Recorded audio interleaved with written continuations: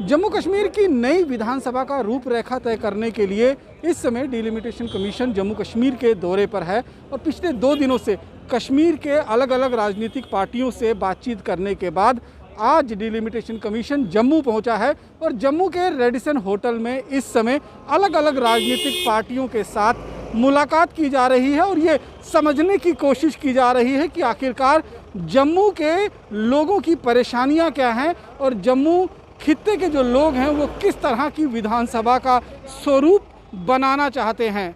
इसी को लेकर अलग अलग राजनीतिक पार्टियां, जिसमें राष्ट्रीय और क्षेत्रीय दोनों पार्टियां शामिल हैं, वो डिलिमिटेशन कमीशन से मुलाकात कर रहे हैं और अपनी अपनी बात सामने रख रहे हैं। आइए आपको सुनवाते हैं कि आज दोपहर से जब से ये मुलाकात का दौर शुरू हुआ है तब से कौन कौन सी पार्टी डिलिमिटेशन कमीशन से मिली है और क्या कुछ बातें अपनी सामने रखी गई हैं।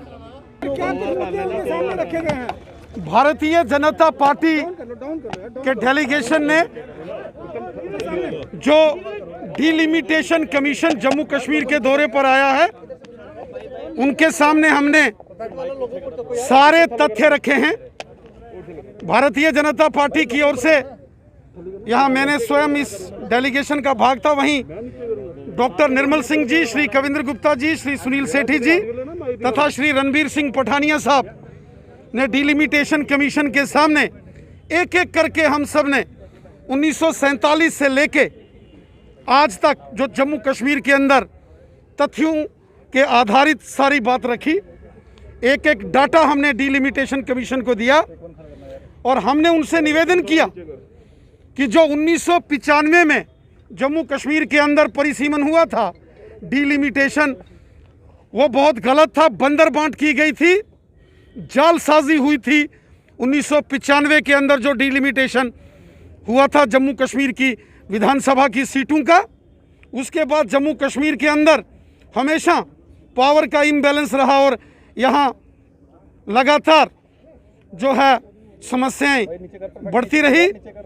हमने डिलिमिटेशन कमीशन के सामने यह निवेदन किया है कि जो भारतीय संविधान के 6 मुख्य पॉइंट्स हैं जिनके आधार पर डिलिमिटेशन ऑफ असेंबली सीट्स की जाती है, उनको सामने रखकर पूरी डिलिमिटेशन की जाए।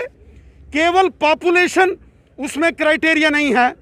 6 पॉइंट्स में से 6ठा पॉइंट पॉपुलेशन है, बाकी अन्य जो 5 पॉइंट्स हैं कानून के मुताबिक उनको इस पूरी प्रक्रिया में तरजीह दी जाए।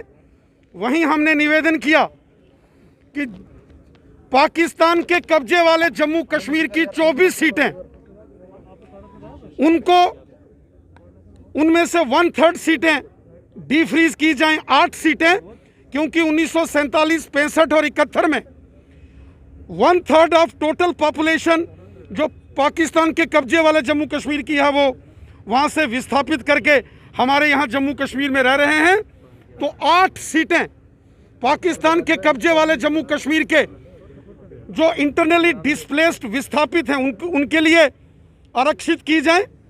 और वहीं हमने डिलिमिटेशन कमीशन के सामने कश्मीर घाटी में कश्मीरी पंडितों के लिए भी 3 सीटें आरक्षित करने की मांग की।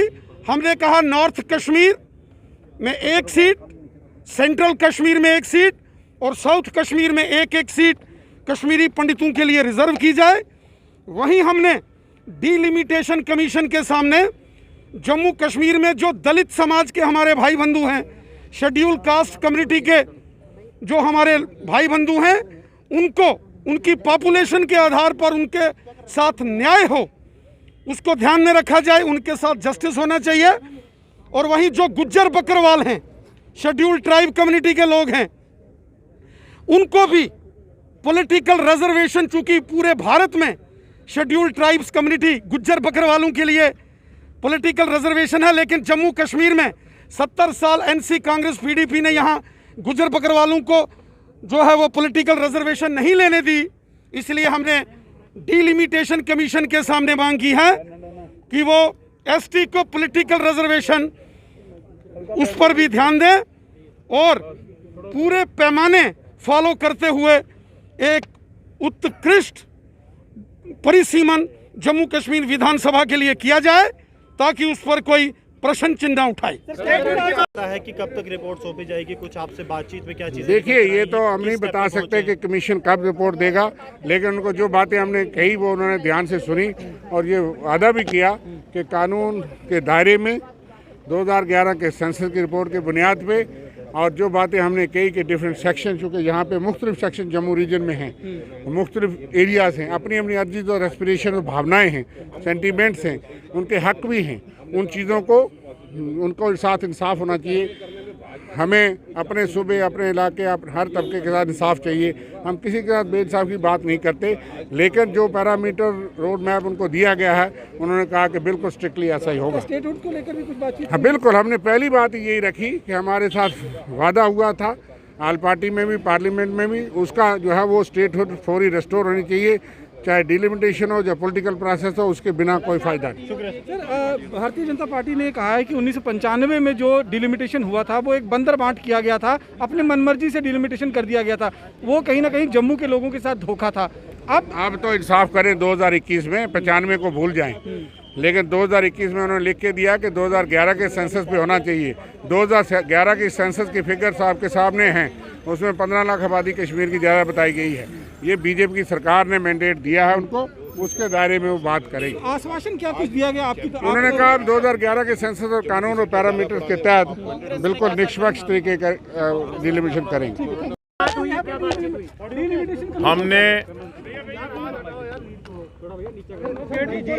डिलिमिटेशन कमीशन को अपना मेमोरेंडम पेश किया है, जो मेमोरेंडम अगले 2-4 मिनट में आपके ईमेल आईडीज़ पे पहुंच जाएगा। हमने डिलिमिटेशन कमीशन से आग्रह किया है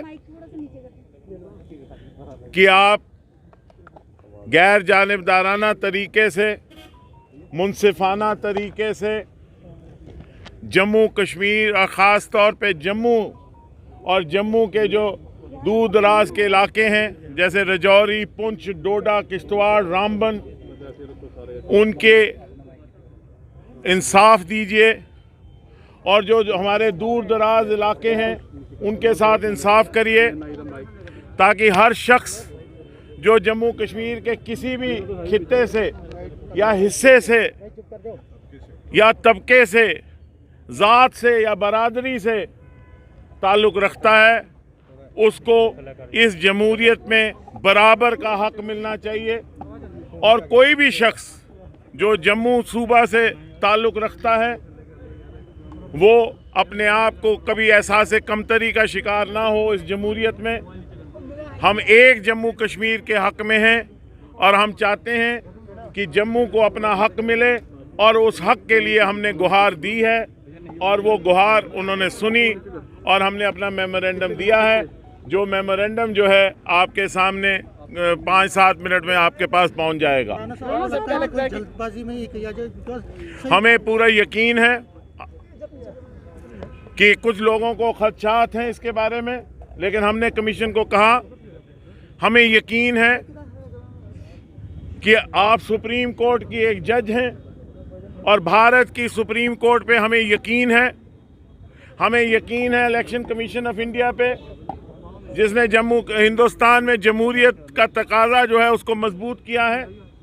हमें यकीन है जम्मू कश्मीर की ब्यूरोक्रेसी पे, और हम समझते हैं कि इन तीनों के चलते हुए कोई ऐसी बात नहीं होगी जिससे कि लोगों के साथ नाइंसाफ़ी हो। हमने उनसे ये गुजारिश की कि बिल्कुल गैर जानिबदाराना तरीके से, साफ़ सुथरे तरीके से, साफ शफाफ तरीके से, बड़े मुनसिफाना तरीके से वो अपना फ़ैसला दें, क्योंकि तारीख़ उनको भी देख रही है और हमें भी देख रही है।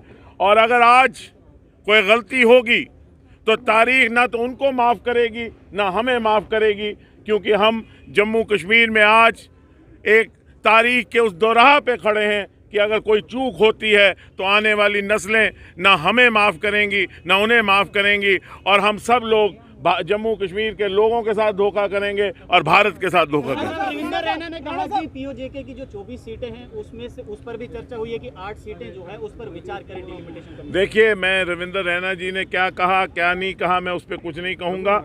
मुझे नहीं मालूम उन्होंने क्या कहा, ना ही मेरा ये मैंडेट है। मैंने जो नेशनल कॉन्फ्रेंस की तरफ से बात करनी थी वो की और उसका वो मेमोरेंडम जो है आपके सामने अभी हो जाएगा। अगर आप हो सकता है इस वक्त आप अपने ईमेल आईडीज खोलें तो आपको वहाँ पहुँच भी गया हो। भारतीय जनता पार्टी ने कहा है कि 1995 में जो डिलिमिटेशन हुआ था उसमें बंदर बांट की गई थी और जम्मू के साथ नाइंसाफी हुई थी। मैं उम्मीद करता हूं कि अब कोई ऐसी बंदर बांट नहीं होगी और गैर जानिबदाराना, मुनसिफाना, साफ शफाफ तरीके से ये परिसमन होगा। सर, इस बार भी सेंसस 2011 का है तो कितनी संभावना है कि उसी सेंसस पर दोबारा से जस्टिस होगा? ये 2011 का ही सेंसस जो है वो बेसिस बन सकता है, क्योंकि डीलिमिटेशन का जो सिलसिला है वो हमेशा सेंसस पे होता है और अभी 2011 के बाद कोई सेंसस हुआ नहीं तो उसके बाद कोई चारा नहीं। अगर ये डीलिमिटेशन करनी है तो फिर 2011 पे ही हो सकती है। जल्द से जल्द कार्रवाई खत्म होनी चाहिए, मतलब इसका प्रोसेस आपने उनके सामने रखे हैं क्या कुछ आपके? हमने सबसे पहला स्टेटहुड का कि हदबंदी करनी है तो हमारे स्टेटहुड जो है वो वापस दिया जाए। दूसरा, हमने जो सेंसस जो है बहुत देर से हमारा जो सर्वे हुआ नहीं है, लोगों की क्या क्या कास्ट है, किस तरह गिनती है, ये एक्चुअली हुआ नहीं, ये भी एक मुद्दा था। तीसरा, हमने हमारी टोटल पॉपुलेशन जो जम्मू कश्मीर के है उसके मुताबिक हमारे दलित भाइयों को जो असम्बली में और पार्लियामेंट में हमें रिजर्वेशन मिलनी चाहिए, वो सीटें मिलनी चाहिए, वो उसके लिए भी हमने ये मुद्दा रखा उनके सामने और डिटेल में डिस्कस हुआ। उसके बाद ओबीसी समाज का जो आज तक पॉलिटिकल रिजर्वेशन जम्मू कश्मीर में नहीं है वो क्यों नहीं है, इसको अगर सेंटर के लॉज के मुताबिक हमें मिलनी चाहिए। कठुआ की कॉन्स्टिट्यूंसी जो है उसके बारे में हमने बिलावर और बसोली, कठुआ, हीरानगर को सबको मिला करके अगर गवर्नमेंट चाहती है वहाँ एक कॉन्स्टिट्यूंसी बनाई जा सकती है, वहाँ के लोगों को फ़ायदा हो।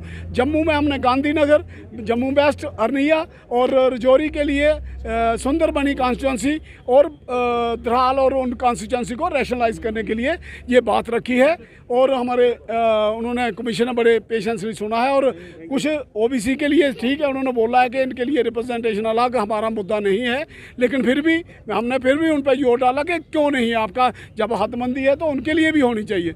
हमारी जो पॉपुलेशन जो है उसका सर्वे जो है वो टाइमली होना चाहिए, इसके लिए हमने जोरदार बात की है। कश्मीर को 46 सीटें हैं, जम्मू को 37 सीटें हैं और इसी वजह से सारा भेदभाव जम्मू प्रांत के साथ होता है। पॉपुलेशन ही एक फैक्टर नहीं है जिसके ऊपर ये फैसला होगा कि कहाँ कितनी सीटें मिलेंगी। फिजिकल फीचर्स को भी देखा जाएगा, फैसिलिटीज़ ऑफ कम्युनिकेशन भी एक फैक्टर है, कन्वीनियंस ऑफ द मासेज एक फैक्टर है और जम्मू का जोग्राफिकल एरिया ऑलमोस्ट डबल है कश्मीर के। इसलिए हम ये कहते हैं कि अगर पॉपुलेशन उनके हक में है तो बाकी सारे फैक्टर्स हमारे हक में है, जम्मू के हक में है और दोनों रीजन्स को अगर बराबरी का दर्जा मिल जाता है तो सारी टेंशन्स जो हैं वो ख़त्म हो सकती हैं, क्योंकि पॉलिटिकल इम्बैलेंस ही सारी फसाद की जड़ है और एक पॉलिटिकल डोमिनेंस जो हमेशा कश्मीर की रहती है वही यहाँ सबसे ज़्यादा टेंशन्स का कारण जम्मू में बनता है। इसलिए ये सीटें जो है वो बराबर होनी चाहिए और साथ ही साथ हमने ये कहा है कि एससी के अलावा एसटी को भी रिजर्वेशन मिलनी चाहिए, क्योंकि बाकी अगर कंट्री में एसटी को रिजर्वेशन मिलता है तो यहाँ भी शेड्यूल्ड ट्राइब जो है उनका हक बनता है कि उनको सीटें मिले और जो रिजर्व सीट्स हैं उनको हमने रोटेट करने की बात करी है। 26 सालों से वो सीटें रिजर्व्ड हैं एससी के लिए, उनको रोटेट किया जाए और नई सीटें जो हैं वो उनको जो है अलॉट की जाए। तो आपने सुना कि डीलिमिटेशन कमीशन से मुलाकात के दौरान अलग अलग राजनीतिक पार्टियों के राजनेताओं ने अपनी अपनी बात जो है वो डीलिमिटेशन के समक्ष रखी है, लेकिन सब ने मिलकर एक बात जरूर स्पष्ट की है कि जम्मू के हिस्से के साथ जो नाइंसाफ़ी पिछले 70 सालों से चली आ रही थी उसे दूर किया जाना चाहिए। भारतीय जनता पार्टी का भी कहना है कि 1995 में जो डिलिमिटेशन हुआ था उसमें बंदर बांट किया गया था, नाइंसाफ़ी जम्मू खित्ते के साथ हुई थी। वहीं नेशनल कॉन्फ्रेंस का कहना है कि अगर उम्मीद उन्हें है कि इस बार इस तरह की कोई बंदर बांट नहीं होगी, लेकिन 2011 का जो सेंसस है उसको ही आधार बनाकर डिलिमिटेशन करवाया जा रहा है। तो देखना ये होगा कि जब फाइनल रिपोर्ट सामने आएगी तो कितना इंसाफ जम्मू को मिल पाएगा। बाकी की अन्य खबरों के लिए जुड़े रहें जम्मू लद्दाख विजन के साथ। नमस्कार।